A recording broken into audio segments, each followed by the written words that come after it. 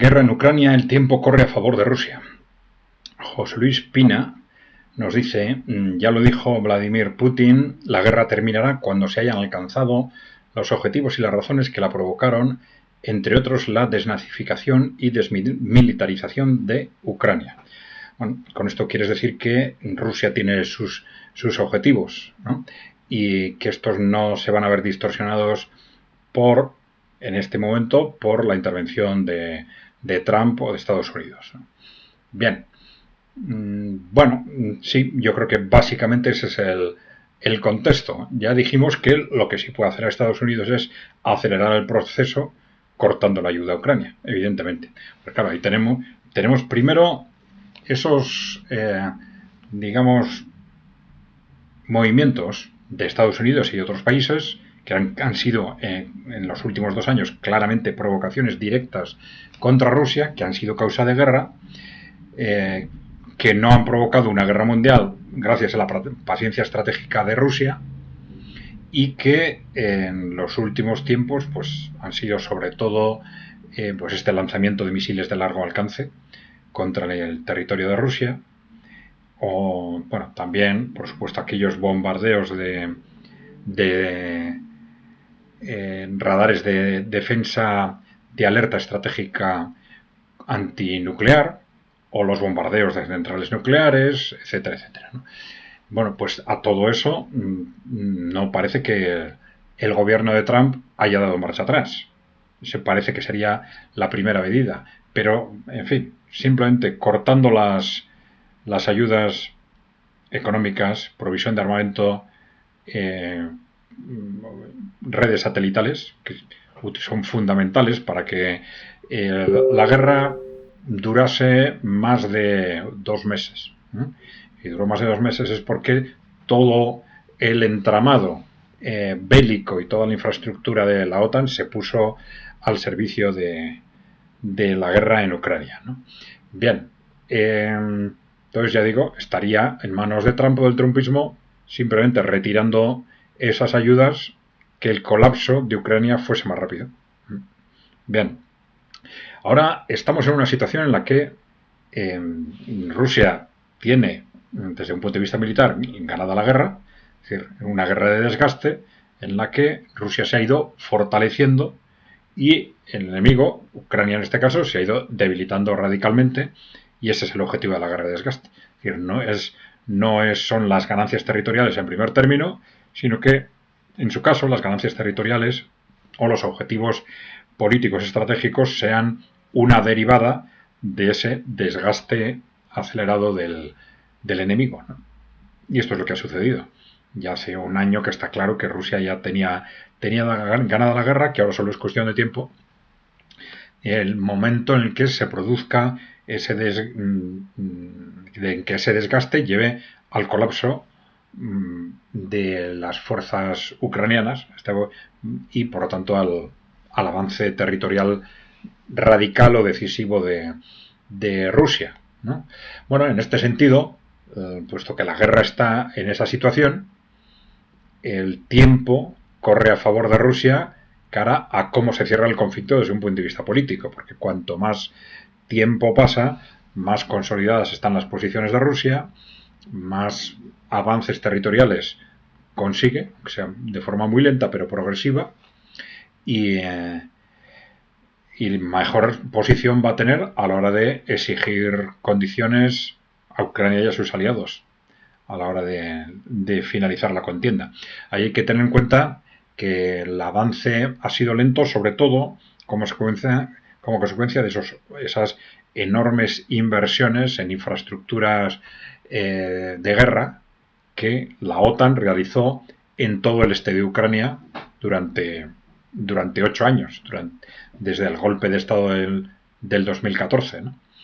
Y esas inversiones que están hechas, esas infraestructuras que están hechas en todo el este de Ucrania, una vez que se superen, claro, el avance territorial es mucho más fácil, ¿no?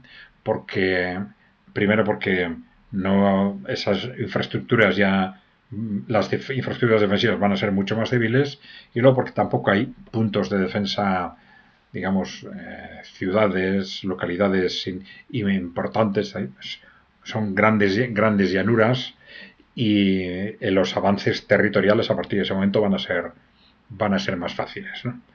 Bien, entonces el tiempo, desde ese punto de vista estratégico, corre a favor de Rusia, ¿eh? En las circunstancias actuales. Por eso,